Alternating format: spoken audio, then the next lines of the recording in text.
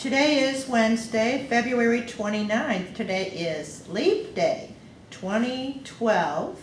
And myself, Judy, Meyer, Joe Turner, and Gladys Jankowski, all from the Bridgeton Historical Commission, is interviewing Larry Essmann. How do you spell your last name, Larry? Essmann. Two N's on? Two N's. And where were you born, Larry? Well, I lived in University City when I was born. I was born in the city of St. Louis, but I grew up in University City. Went to the University of Missouri, Columbia. When I graduated from university, I studied to be a teacher, an elementary school teacher. And when I left, I went to Baltimore, Maryland. I thought I was going to be going to a glamorous East Coast city, which Baltimore was not in those days by any means. It probably has improved. What year was this? I graduated from college in 1966. And was not particularly happy there, so I came back to St. Louis. Did you teach at all? I taught 1 year in Baltimore, Maryland. Was it a public school? Public school, elementary school, in a suburban area, but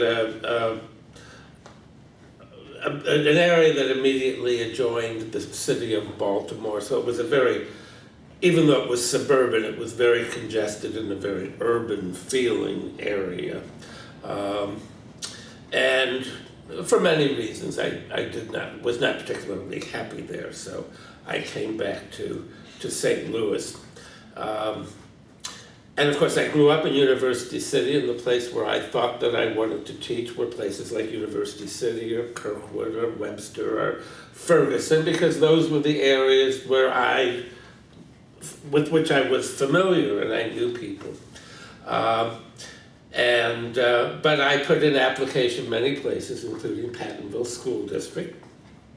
And they told me, oh, wait a week or so and request your credentials from the university, and when you wait a week or so and then give us a call, see if we have them.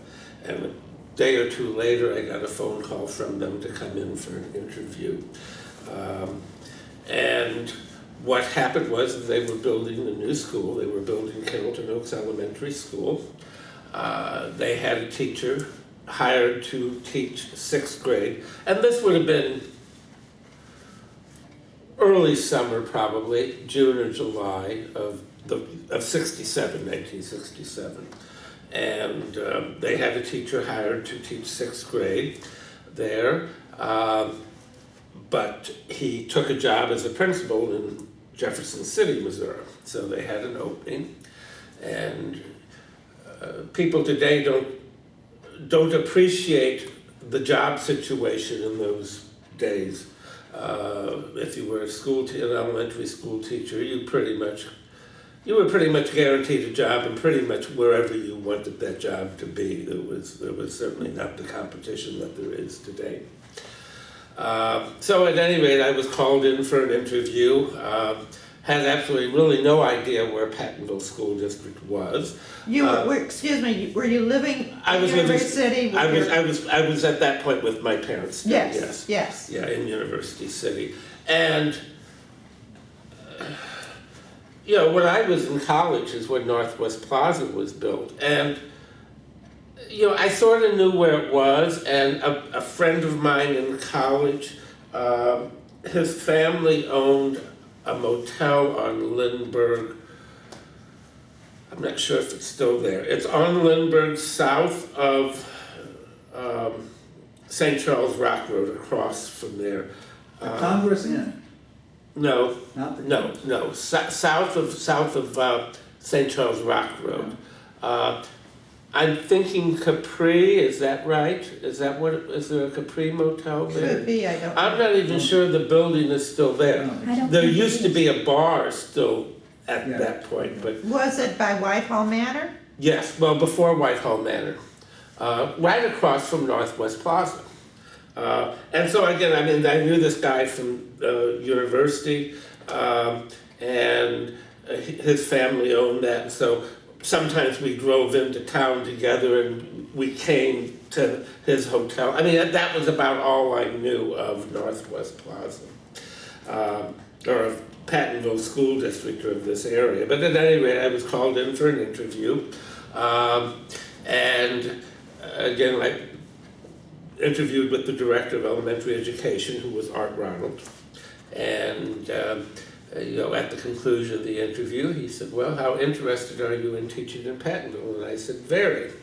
And he said, "Well, if I offered you a contract, would you sign it?" And so I signed a contract right then and there. How old were you at that time? I was born in 1944, and this was 67, so I was going to be 23.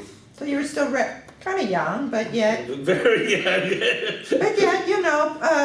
there's a lot of people right out of college that start teaching. Oh, yeah, yeah. How many men do you think were teaching in the Pattonville School District at the time? Do you have any recollection? Elementary school? Quite a few. At Carrollton Oaks, I was the only one. Carrollton probably had 2 or 3. Pattonville Grade had at least 2. Rose Acres, I remember Carl Wright was his name. I remember him there. There were a couple at Bridgeway. Were they classroom teachers? Parkwood Lane had some men teachers, yeah. Willowbrook, I'm not that familiar with, but I would say 2 or 3 in every elementary building, probably 2. So it wasn't that uncommon by any means. Were you happy with the 6th grade assignment? Yes. Oh yeah, very much so. I mean, that's what I wanted to teach, and that's what I planned to teach. But as I said, I was hired for Carrollton Oaks. And you say it was a brand new school? It was a brand new school. The building opened in the fall of '67. What was the street? It was on Holmford. Holmford. Yes, Holmford and Rosedown in Carrollton Oaks subdivision. As I understand, the Fisher and Fritchell made that land available. I'm not sure that they gave it to the school district, but they dedicated that for the schools, and the idea that they were appealing to families, and that there was an elementary school within the neighborhood. And again, at that point, I really had no idea where Natural Bridge Road was. The only Natural Bridge Road I knew was the area that would have been east of Lindbergh, like in front of the airport. I mean, that's what I knew, where I knew Natural Bridge Road was. I had no idea that it went west of Lindbergh. So after I signed the contract, I kind of drove around saying, "Oh, well, can I find the school that I'm going to be teaching at?" It went the wrong way, and I don't remember exactly how I figured out where it was. I guess I went home and looked at a map to figure out where Carrollton Oaks and that part of Natural Bridge Road was. And of course, Carrollton subdivision was started about 1957, and then by 67, 65, they were developing Carrollton Oaks. So again, this was all a brand new school in a brand new area. What was your class size? Do you remember? Well, the trouble was that, again, I was the only 6th grade teacher. There were 2 classes of the other grades.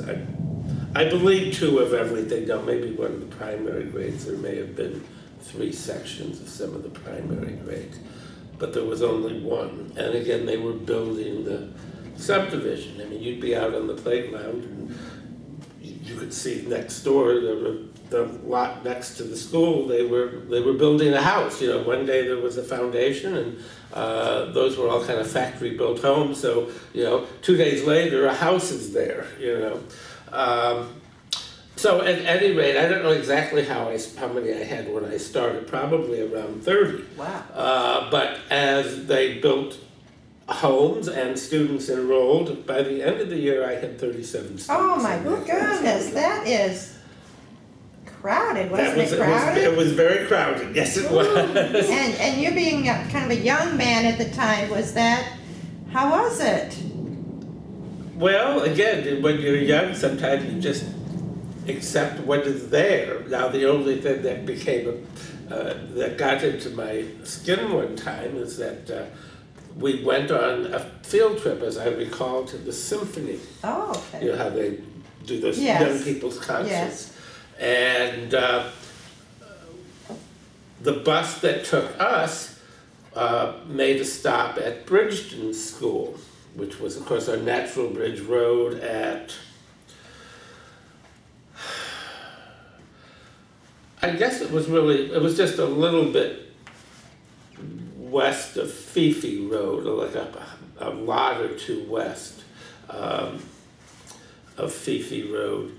And we picked up the 6th grade class there. And there were about 12 students in that class. So that's what upset me, is when I realized I had 37 students, and the teacher in the building down the street had 12 students in his classroom. And of course, you're young, you don't quite know how to handle those things. I did call the assistant superintendent for curriculum and said, I don't think that's fair. And it was Buford Lauer, who was the director of curriculum, assistant superintendent for curriculum. And, of course, he gave me a bunch of educational jargon, which, again, I'm young, I just said, oh, okay, I guess there's nothing more I can do about it. Perhaps some years later I would have pursued it more, but at the time I just accepted that that's the way it was. But again, it was crowded, but... Were the students well behaved or fairly well? Oh, yeah. We have interviewed many people from the Carrollton area, and many were working at McDonnell Douglas. Did you find that a lot of your students, especially fathers or mothers, worked there? Yeah, McDonnell Douglas was a big employer for the people in that area. Yeah. How long did you teach at Carrollton Oaks? I taught at Carrollton Oaks from 1967 and left there in the fall of 1989. Now, I was always considered Carrollton Oaks staff, but for a while, for 1 year, probably the 1969-70 school year, because of overcrowding, the 2 6th grade classes from Carrollton Oaks were housed at Bridgeton School. We were still considered Carrollton Oaks staff, but we were working at Bridgeton School. So for that year, Carrollton Oaks was a K-5 school.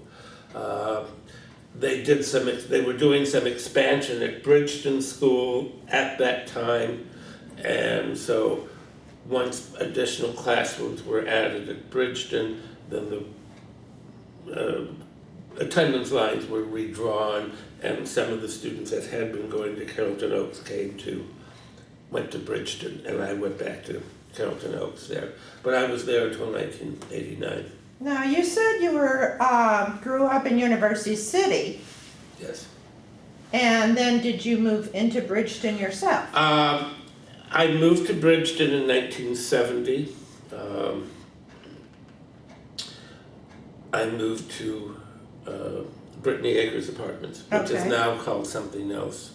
Off of Natural Bridge. Natural Bridge, just east of McKelvey. Bridge Point, is that what it was called? It could be. Something like that. I mean, I just passed by there today and said, oh yeah, but it was called Brittany Acres at the time. And how long did you live in Brittany Acres? I lived in Brittany Acres until 1973, and then I bought my first house in Carrollton. What street was that? On Woodford Way. The main street? Woodford Way Rolls. Yes. Yes. Yes. So now you are a Bridgeton resident. Right. And where did you go when you were finished teaching at Carrollton Oaks, then what was your career? I took a position still with Pattonville School District. At that point, the job was called leadership intern. Basically an administrative internship. In many ways functioned as an assistant principal, although that was not my title. At the first 2 years, it was supposed to be a 2-year assignment, and I was at half-time between Parkwood School and Remington School, which are both in the city of Maryland Heights, but Pattonville School District. And after 2 years, continued in that position, but I was assigned only at Remington School, and then after that time, after that year, the position was a change to the official title of assistant principal, and so I was assistant principal at Remington, so that would have been 89, 90, 91, 92, but from like 1992 to what time I retired in 1997. Were you ever then the actual principal? No. You were you were. I retired as assistant principal. Was that the school that changed from being? Became what Pattonville called their traditional school. Thank you. Yeah. Yes, that's what I was thinking. Yes, it was Pattonville. It was their traditional school. What was actually the concept behind this traditional school? I remember it making quite a big stir when my children were at Carrollton, and a lot of people picked their children out of Carrollton and wanted to go to traditional. When was that? Well, my son was born in 75, so I guess this was 85, 89. Yeah. Okay. I'm not necessarily good with remembering dates, but the superintendent at the time was Don Gresso. He was superintendent of Pattonville School District. It would have been in the late 70s, maybe going into early 80s. And he did a reorganization of the school district. Several things. One, we went rather from being a K through 6 elementary school and a 6th, 7th, and 8th, a 7th, 8th, and 9th grade junior high school, and then high school being 9 through 12.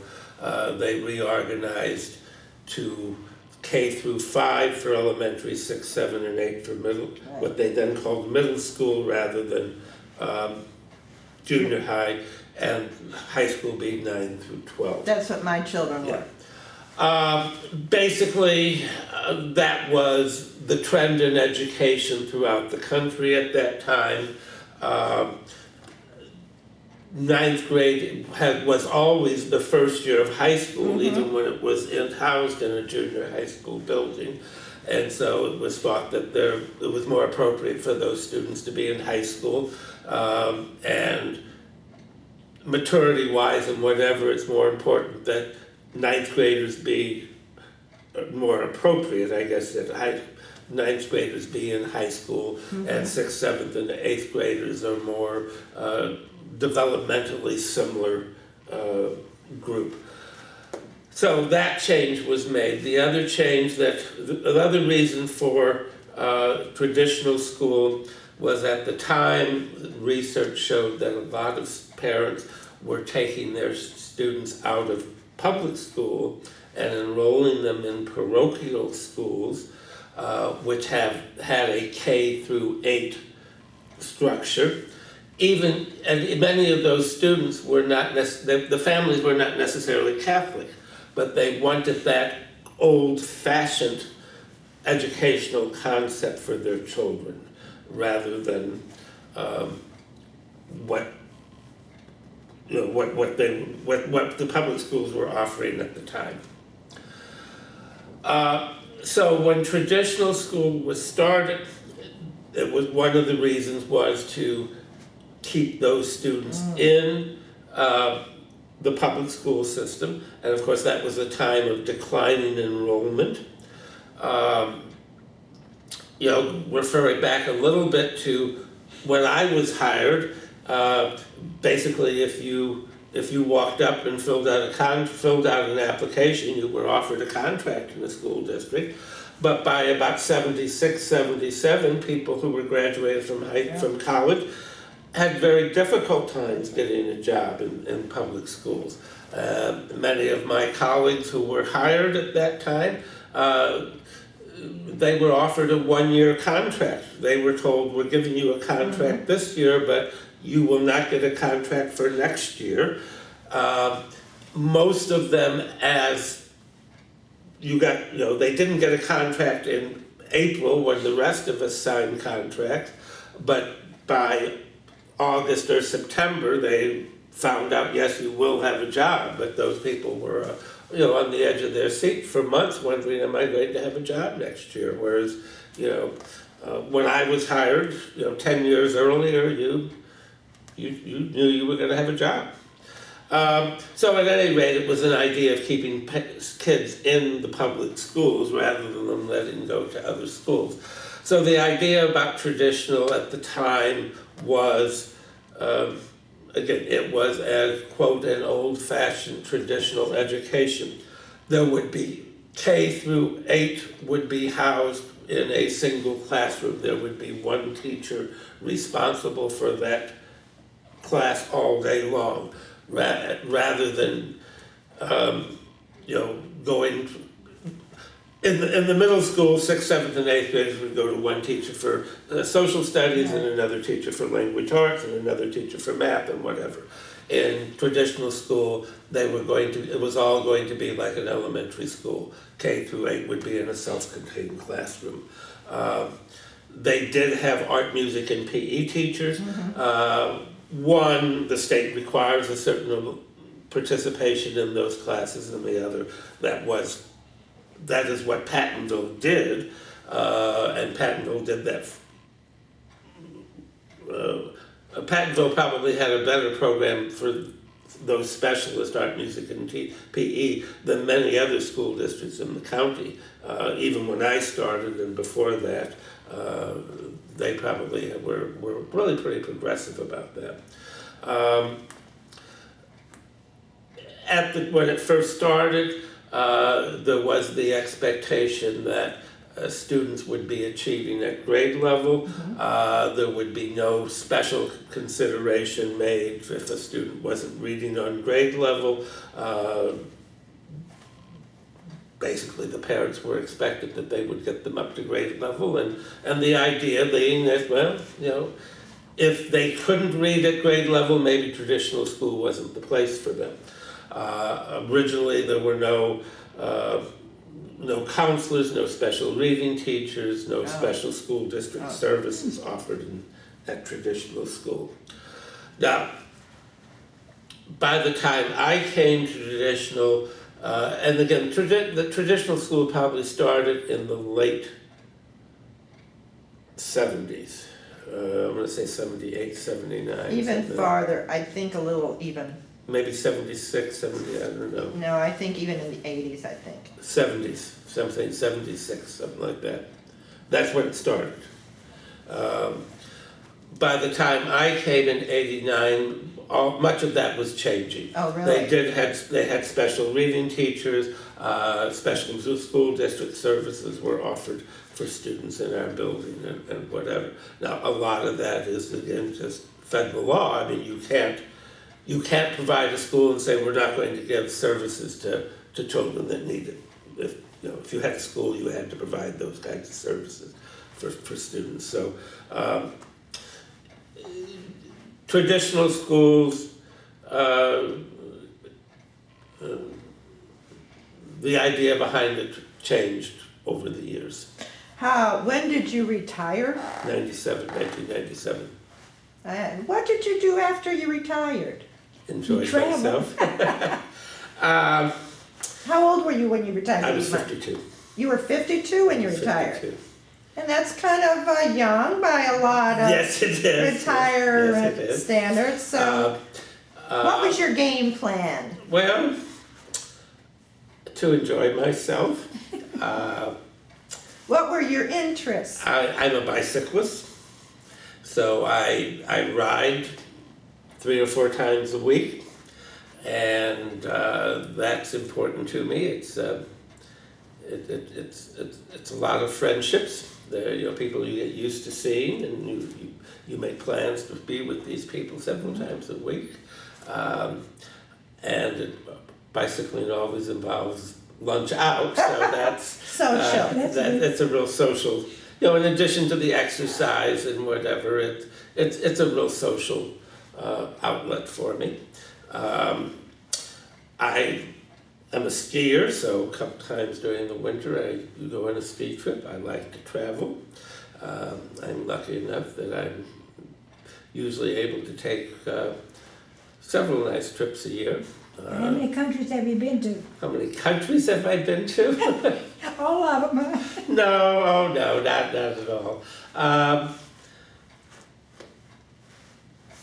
I've been to, Western Europe. I've been to many places: France, Germany, Belgium, Switzerland, England, Scotland, Ireland. Haven't been down in Iberia, like Spain and Portugal or to Greece. Nowhere in Africa. Really very few places in Asia. I've been to Australia and New Zealand. Do you usually go with a group when you travel? Yes. Many of my trips have been cycling trips. Oh, Touring cyclists, whose main store is here in Bridgeton. yes. He used to sponsor trips to Europe. Mr. Humphreys. Don Humphreys. Yes, And most of my trips were with his group. I see. Again, we went bicycling. And so that was nice because they were, for the most part, people from St. Louis, people that I rode with on a regular basis here in St. Louis, and then we were together in Europe. And Donald made the trips very easy because he took care of all the details. You'd bring your bike up to the store, and he'd take it apart and pack it up, and he'd get it to the airport for you. And he had a crew that when you arrived in the European country, the bikes were loaded in a truck, and he had a bike mechanic there that would put the bikes together for you, and the next day you could start riding. So he made the trips very easy to do. He is still located on St. Charles Right. Rock Road, and hopefully he can keep his business there for a long time, right next to where the new Walmart Right. is building, which used to be the Grandpa Pigeon Where store. Grandpa Pigeons was, So yeah. we hope that he keeps his business. We do know that you were involved in the Bridgeton Historical Society as well. Were you on the commission? Yes. Yeah. And what did you do? What was your length of time being involved in the Bridgeton Historical? Forever. When I moved to Bridgeton in 1970 is when the Historical Society was being formed. And there was a little article in the local paper that for membership in to join that organization. And at that time it was called Friends of the Bridgeton Historical Commission. And Bridgeton was unique. I think there were only two communities in St. Louis County that had historical commissions, Bridgeton and I'm thinking Florissant, but I'm not positive about that. So at any rate, that was at that time a 3-member commission, and they felt they needed help. And so they organized the Friends of the Bridgeton Historical Commission to basically be a fundraiser, and of course their primary objective was the Payne Gentry House. Well, tell us, was the Payne Gentry House established, available for the public That at that that time. was in the process of being restored, In 1970. 1970, In 1973 when it opened. and opened in 73. Do you Now, have- you know how the city acquired, why the city acquired that? don't No, you? I do not. Tell them, nobody knows it. Oh, sure they do. Elizabeth Gentry and Elizabeth Syed. Her mother, Elizabeth Gentry was the mother, Yes. Elizabeth Syed is the daughter. that's right. And I got it, my things. Elizabeth Gentry would have been Mary Lee Payne's Great-grandma. Daughter. daughter-in-law. Elizabeth Gentry married, it's been so long, William Gentry Jr. William and Mary Lee were married. Their son was William Jr. Elizabeth Gentry married William Jr. So Elizabeth Gentry was this daughter-in-law of Mary Lee Payne, right? No, I think, no, Granddaughter. I think you're opposite. I think you're opposite. Yeah. Granddaughter. Elizabeth Gentry Syed is No, granddaughter. I'm not talking about Elizabeth Gentry Syed. Oh. I'm talking about her mother, Elizabeth Gentry. Right, she was, I guess, Mary Lee's grandmother? No, not grandmother, granddaughter. We're No, kinda, that's right. No. we need a family We tree. need a family there. tree, We- but I think I'm right. Mary Lee and William Gentry, Mary Lee Payne married William Gentry. They had one son, Will Jr. Right, Right. one son. Will Jr. married, Estes, Elizabeth, I think Estes is her name, Elizabeth Estes Gentry.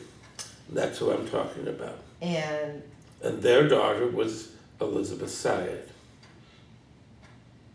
Right? anyway. Am I skipping a generation? I'm not sure. But at any rate, Elizabeth Estes Gentry and her daughter, Mary Lee, her daughter, Elizabeth Syed, Yeah, they. Right, Elizabeth Gentry Syed, they had previously given some land to St. Louis County for a Gentry Park. And now you know where that is. Yeah, right. That's the northern portion of this park. in where they Georgia. have the playground. Where they have the playground and there's a large monument there I've that seen I that. identified that looks sort of like a tombstone. Yes, I've seen that. And right now we are at the Bridgeton Community Right. Center, which is basically the same. Well, yes, Ground. no, it's adjacent ground. That land was given to Right. the county as a park. That was Right. really before Bridgeton had a park system. And in 1968, a new charter was written for Bridgeton, and that established a park department. And so there was, from about 68 to the early 70s, there was a real push for park development in Bridgeton. And most of the parks that we have were developed at that time. So, about that time, Elizabeth Gentry and Elizabeth Gentry Syed offered the land to the city of Bridgeton for the city Gentry Park at a fraction of its market value, with the stipulation that the house be restored, that house be right. restored. Correct. And I'm not sure that the city council was really too enthusiastic about having that house. They wanted the land, but they were not necessarily real enthusiastic about taking on this old house. But they had to. And that's going back to the days of Doris Berrezzini and, that's my phone. Do you wanna? No, just ignore it.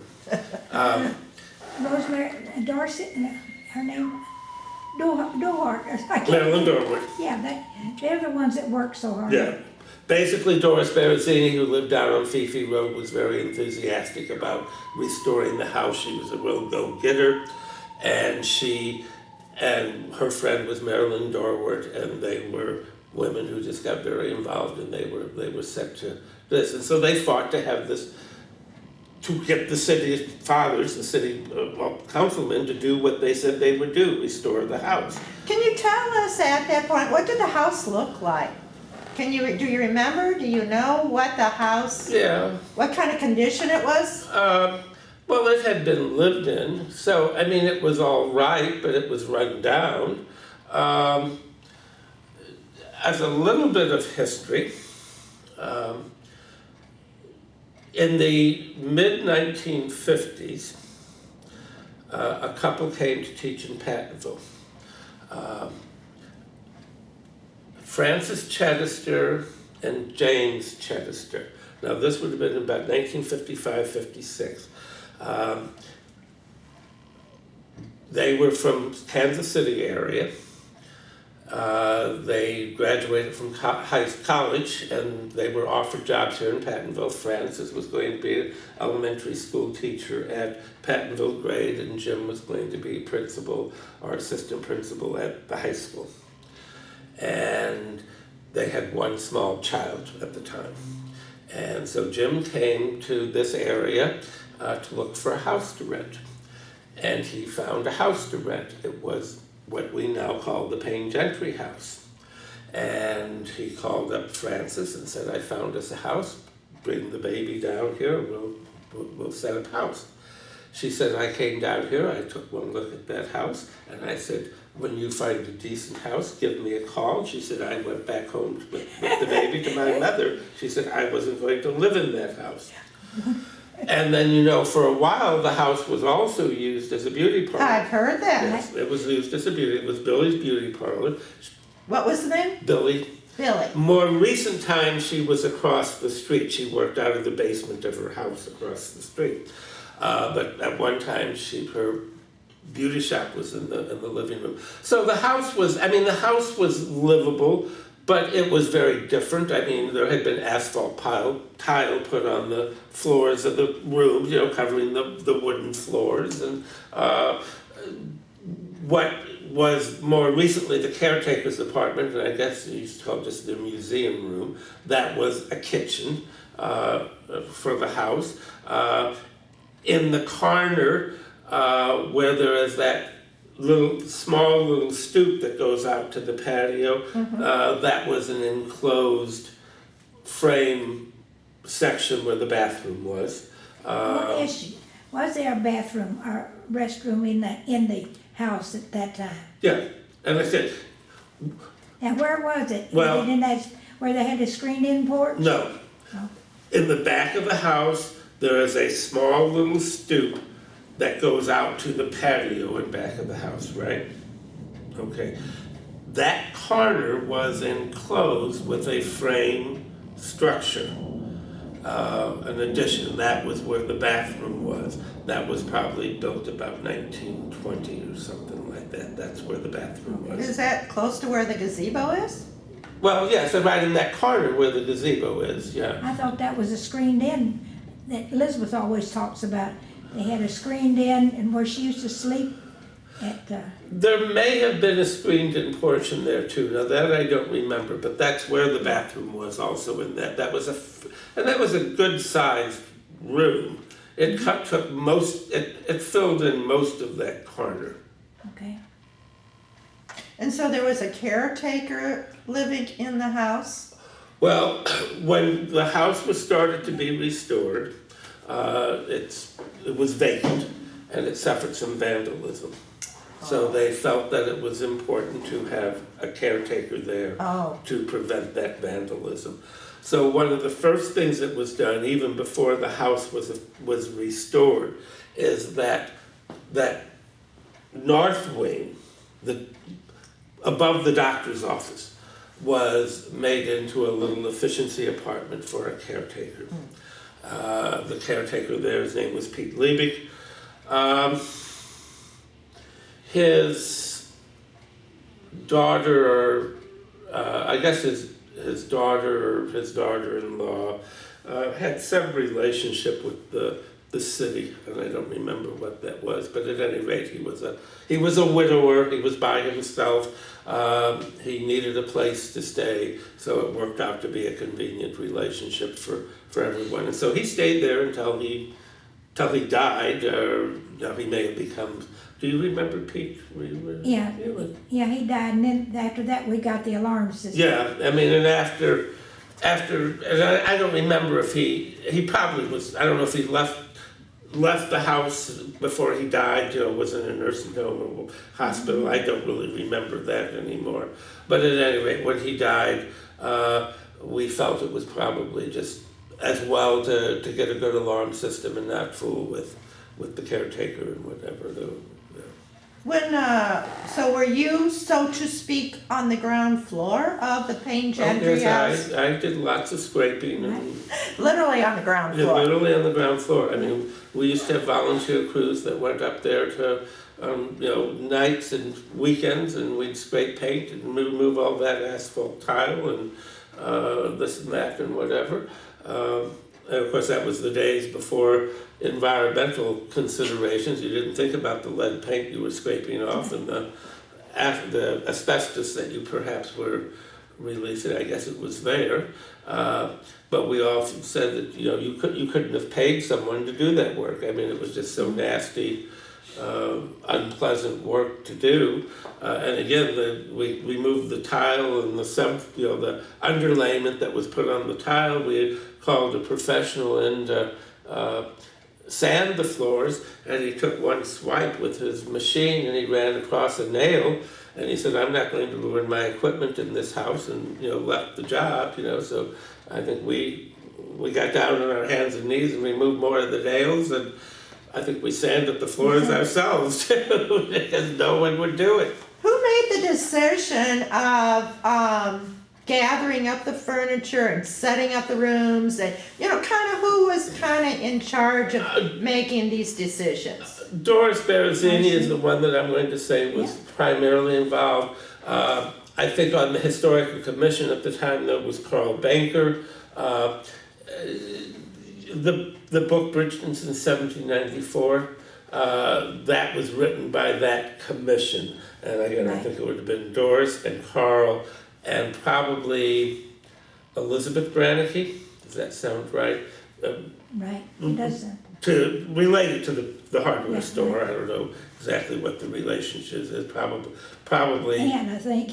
Yeah. I'm not sure. Was Elizabeth Gentry Syed and her mother much help in this story? Oh yeah, because they were helping restoring it, and a lot of the furniture, of course, and stuff that stuff that had always been in the house, and they left that stuff in the house for that to continue to be used there. So.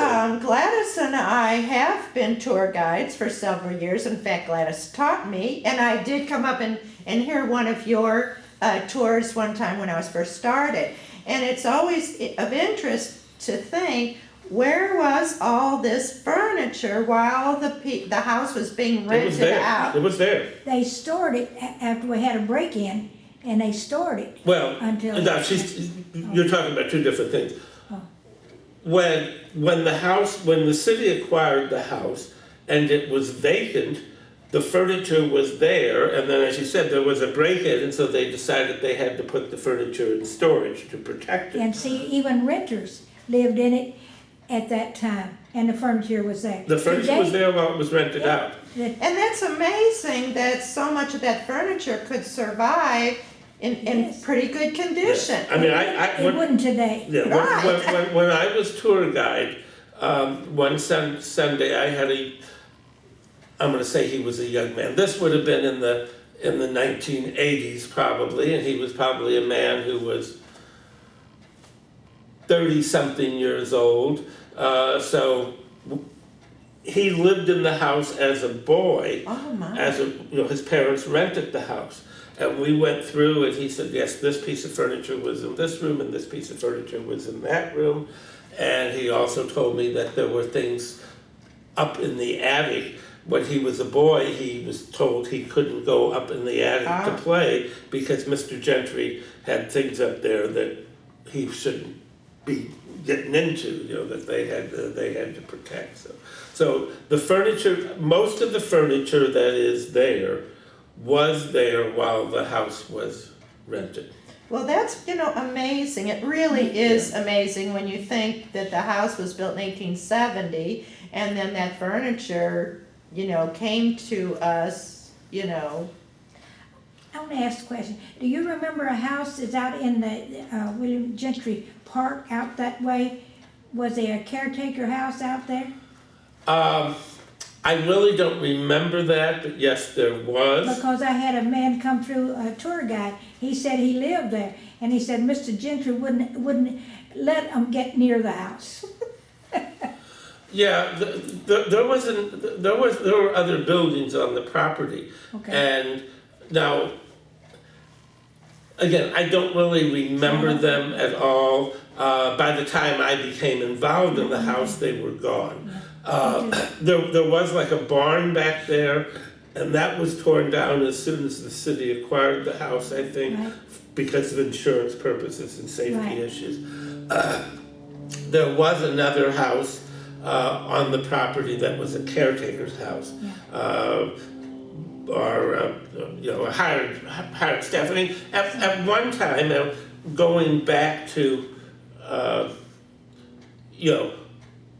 prior to Elizabeth Gentry Syed's time, the family had sheep there, they had an orchard, they had someone there to care for the house.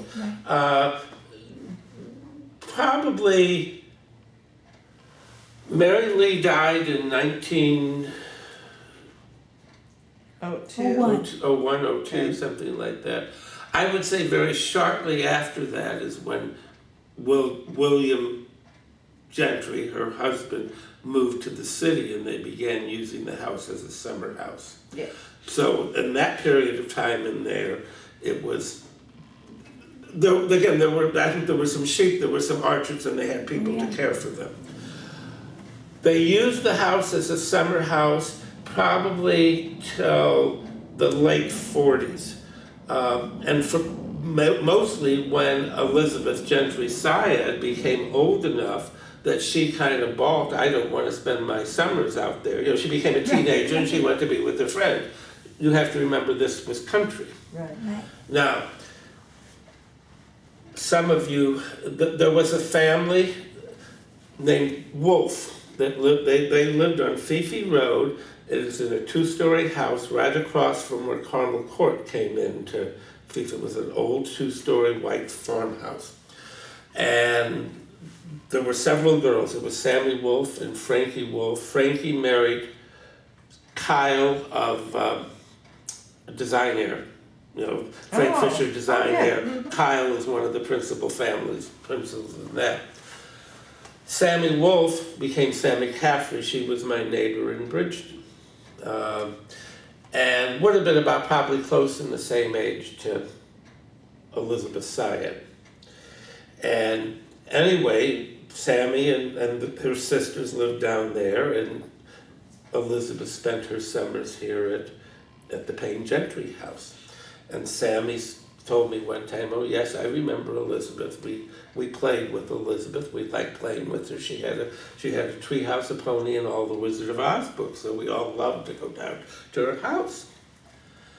And I told Elizabeth Syed that one time, oh, Frankie Wolf Kyle is my neighbor. Sammy Wolf Kyle is my neighbor. Oh yes, I remember them. My mother used to stand on the edge of our property and watch me walk down to her house. And I said, well, Elizabeth, that Fifi Road, this would have been probably in the 1940s. Mm-hmm. I said, Fifi Road was nothing but a little country road. Was your mother really that worried about traffic? She said, oh no, it wasn't the traffic, it was the gypsies. See? I heard that. There was a camp of gypsies down in Maryland Heights, and I don't know exactly where it was, but it's in the area south of Dorset Road, and west of Lindbergh, in that area that is now all commercial, industrial park kind of area. But in the 1930s, there was a band of gypsies that camped down there in the summer, and Elizabeth Gentry was afraid that the gypsies were going to come along and capture Elizabeth and take her away, so.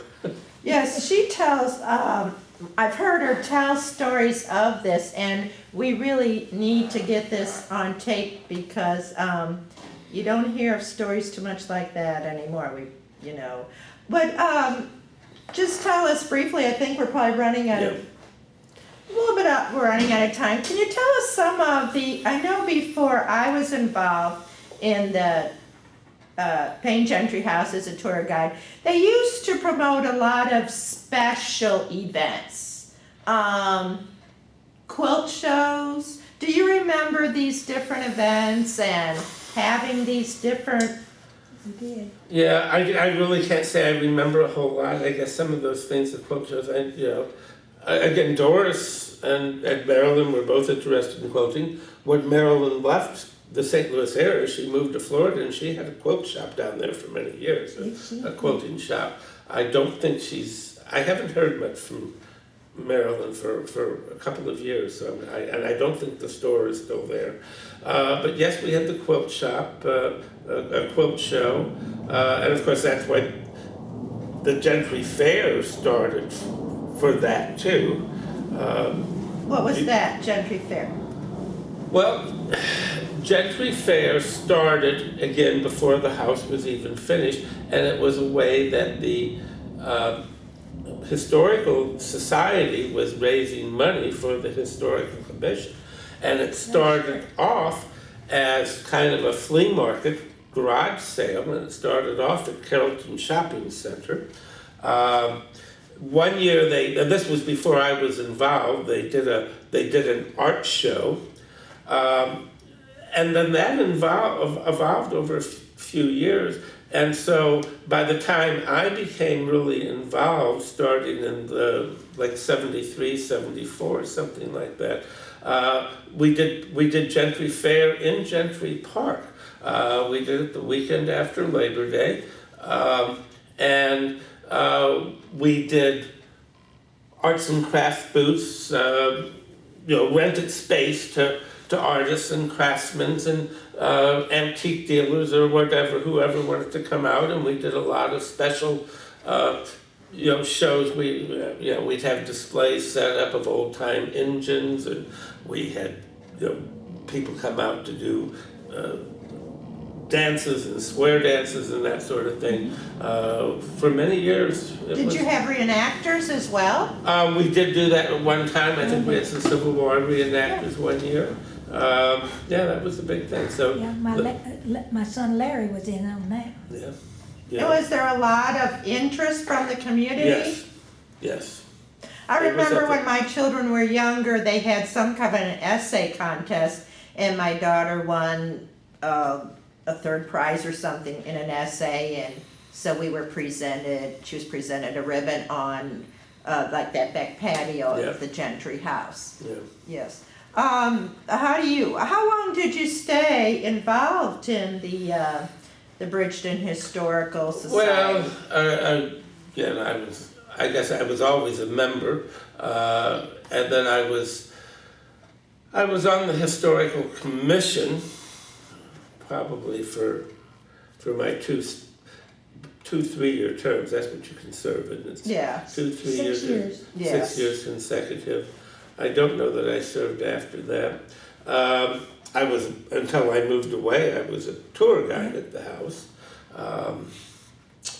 So I always had some involvement in it, but not, I guess, actively involved. I don't really remember anymore. We have a little hard time getting very many people to come through the house, and I think it's because of the decline of just traffic on Fifi. Are you still open on Sundays as a regular basis? We are open the first and third of the month. But it's not very much. When you were doing tour guides, did they have, was it every Sunday? We started off being every Sunday. Every Sunday then. Yeah, yeah. And were there people, visitors every Sunday? Oh, it varied. I mean, there were times you'd be up there, there was no one came. It was the same as now, but we had enough that we felt justified in keeping it open. I don't know when we changed to every other Sunday. About 2 years ago, when we stopped. Oh no, it was every other Sunday for years and years before that. I meant when we changed it from for just twice a month. Yeah. So that hadn't been so long ago. Oh no, I'll disagree with you there, because when I was going up there, we changed a long time But ago. people are always fascinated. I find, being a tour guide, that the people that come through are almost always fascinated. Some are there for the history, some are there for architecture, some are there for the furniture, but Yeah. I find the people that come through always find something interesting. And some of them are there, enjoy the doctor's office. How did they, were able to set up the doctor's office as well as the upper house? Well, first of all, I mean, we have photographs of the doctor's office, so I mean, as far as the restoration that was done with that, most of the instruments and whatever, again, Marilyn mostly and Doris went out and they bought medical instruments of the period. I mean, there's only a few things which were actually Dr. Payne's. And of course, the chair was given to us by the family of a doctor in St. Charles, and it's of that period or whatever. But I would agree, to me, that was always the most interesting part of the house, and unique. But it's always a problem of how to, promoting the house, I think, is the key, and that's always a challenge. And I think the Historical Commission has a real challenge, because it's a very small group and they're all volunteers and they all have their own lives and families and whatever, and in many ways it could be a full-time job just to promote that house and to make sure people are aware of it. I personally would just love if the community could have a separate museum house, and that we could take some of our items that really are not authentic to the period we're trying to portray, Right. and house them somewhere else. We have an organ sitting there in the one room that we call the museum room that really hardly anyone ever sees because it's not part of our tour. Right. But I don't know if that will ever come to pass. Yeah. I think financial considerations are probably don't bode well for that kind of thing. Cities don't have the kind of money to spend for that. We really appreciate your time today, and Thank you. and we, it would be really, really nice if we could also spend some time with you at the Payne Gentry House sometime. I would be glad to do that. Now, again, it's been so long. Again, I moved from Bridgeton in 2004. So it's been how many years? 8 years since Yeah, I've... but it comes back, doesn't Yes, it? I think you could probably tell us still some stories. We could all learn. Sometimes I learned from our guests that come through that told me about the one piece of furniture called the harp in Mary Lee's bedroom because of the shape, that towel rack. Okay. And I learn all the time from people coming through, and I'm always interested in learning more. And thank you so much, Larry. Well, thank you.